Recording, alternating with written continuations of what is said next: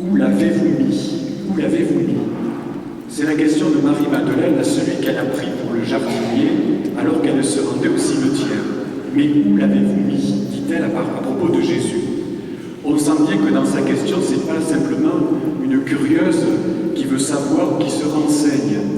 On sent qu'il y a en elle comme un élan de son cœur, rempli d'amour et de foi à l'égard de Jésus.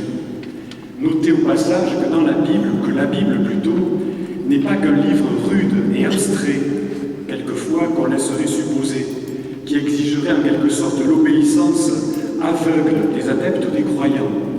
Au contraire, quand on lit, qu'on relit surtout les saints évangiles, on se rend compte combien ils sont bouleversants d'humanité, de simplicité, de réalisme. Dieu ne cherche pas à nous écraser, il n'est pas contre nous, il est pour nous. Aujourd'hui, je voudrais m'arrêter sur cette question donc de Marie-Madeleine au tombeau. Où l'avez-vous mis? Et je voudrais transformer un peu la question en l'adaptant à Marie-Madeleine. Où l'avez-vous mise? Où avez-vous mis Marie-Madeleine? En disant cela, je ne parle pas de son tombeau à Saint-Maximin que beaucoup d'entre nous connaissent. Je parle plutôt de sa personnalité si riche et capitale pour toute l'histoire du christianisme. Où avons-nous mis Sainte Marie-Madeleine? Le président de la confrérie faisait allusion il y a quelques instants. Beaucoup parlent de Marie-Madeleine. Quand je suis arrivé à Beaucaire, j'ai cherché un peu de littérature pour approfondir le sujet. Il y a l'embarras du choix. Beaucoup parlent, écrivent ou disent des choses sur Marie-Madeleine, plus ou moins sérieux, plus ou moins fantasques. Et au bout d'un moment, on se dit, mais qu'est-ce qui est vrai, qu'est-ce qui est fiable? Est-ce bien la véritable Marie-Madeleine?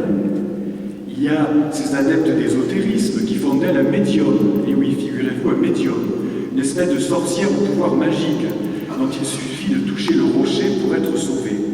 Il y a encore ces groupes pseudo-philosophiques qui la transforment en femme initiée, une femme détentrice de secrets dont ils sont friands. Pire encore, je le dis avec beaucoup de confusion, on trouve des chrétiens et même des prêtres ou des clercs qui noient sa personnalité dans des théories fumeuses. Et finalement, ils nous disent, mais on n'a pas retrouvé sa carte d'identité, donc elle n'est pas passée ici, c'est pas possible. Il y en a même qui osent dire, mais on ne sait pas vraiment si elle existait. Quelle honte! Il vaut mieux se taire que de dire des âneries pareilles. Avec leur fausse science, ils assassinent les témoins et minent la foi des tout-petits, parce que ce sont les petits qui sont en jeu. Si on allait au bout de leur raisonnement, on finirait par se dire, mais est-ce qu'on peut se fier à quelqu'un? Est-ce qu'on peut avoir confiance? Est-ce que le mot confiance signifie quelque chose? Parce que tout est là. Tout est là. Nous n'avons pas vu Jésus ressuscité. Madeleine et les autres l'ont vu et ils l'ont transmis. Et aujourd'hui, si nous sommes là, c'est parce que nous faisons confiance les uns aux autres en remontant de génération en génération.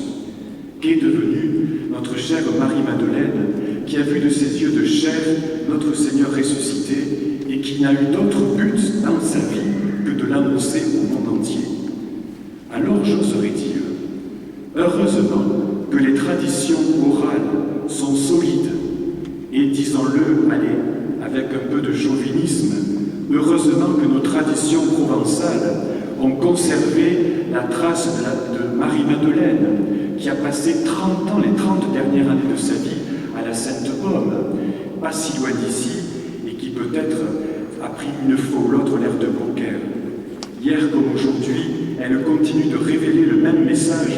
Jésus est ressuscité, j'y crois, croyez-y. N'ayons pas peur de le dire, nous sommes avec d'autres, nous sommes les gardiennes de Sainte Marie-Madeleine. Et ceux qui nous diraient, mais où l'avez-vous mise? Où l'avez-vous mise? Eh bien, on leur dirait, mais venez et voyez, elle est là, elle est avec nous, elle ne nous quitte jamais, même au-delà de ces jours de fête qui la glorifient. Notre foi s'appuie sur la sienne, notre amour s'appuie sur le sien, notre espérance dans l'autre monde s'appuie sur la sienne.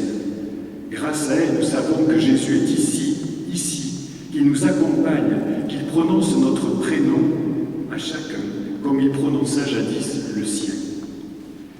Après une vie plus que volage, on pourrait dire un peu débridée, je ne parle pas de Marie-Madeleine, mais du bienheureux père Charles de Foucauld, dont vous connaissez peut-être la vie.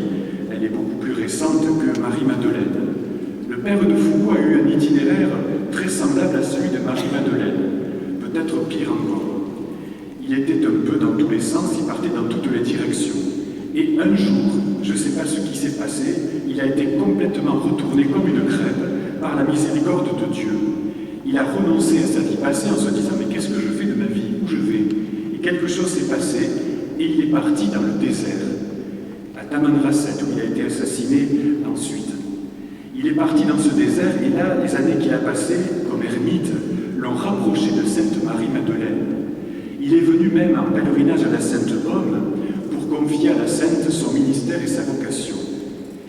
Et figurez-vous que dans certaines de ses œuvres, je l'ai découvert, il n'hésite pas à appeler Sainte Marie-Madeleine « ma mère, ma mère ». Écoutez-le, on dirait presque qu'il parle de la Sainte Vierge, mais pas du tout. Il fait de Marie-Madeleine sa mère spirituelle en quelque sorte, pour le convertir et l'assoiffer de Dieu qu'il était devenu. « Ô ma mère, dites-moi ce qu'il faut faire pour être votre enfant, pour vous suivre et pour briser mon flacon aux pieds de Jésus. Parlez, ma mère, votre enfant vous écoute.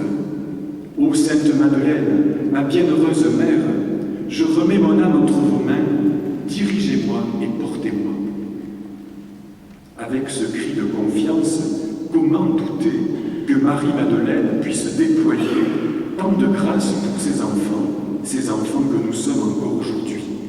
Alors, j'oserais vous le redire, mais c'est peut-être inutile, prenons-la chez nous, cette bonne mère Marie-Madeleine, mettons-la partout, les images, les statuettes, tous les objets qui nous rappellent sa présence, sans oublier en premier la prière, bien entendu, sans oublier, je dirais presque, nos bouteilles de vin qui s'incrustent sur toutes les tables, même celles des incroyants. Et oui, Marie-Madeleine est maligne, elle est rusée, comme dit Jésus dans l'Évangile, parce qu'elle arrive à rentrer là où nous ne rentrons pas, parce qu'on nous étiquette comme des chrétiens. Marie-Madeleine, avec ses bouteilles, qui sont celles le fruit de notre terroir, Marie-Madeleine rentre sur toutes les tables, autant dire qu'elle rentre dans toutes les maisons. Marie-Madeleine, comme notre Seigneur, est descendue très bas pour venir chercher les âmes les plus éloignées du ciel. Pas les plus proches, ça, d'autres saints s'en occupent. Marie-Madeleine, c'est la sainte qui vient rejoindre les plus enfoncés, les plus loin, pour les ramener dans le cœur de Dieu. Sainte Marie-Madeleine, ô notre glorieuse patronne, jetez un regard sur notre paroisse et sur notre cité. Oserais-je dire sur votre paroisse et votre cité.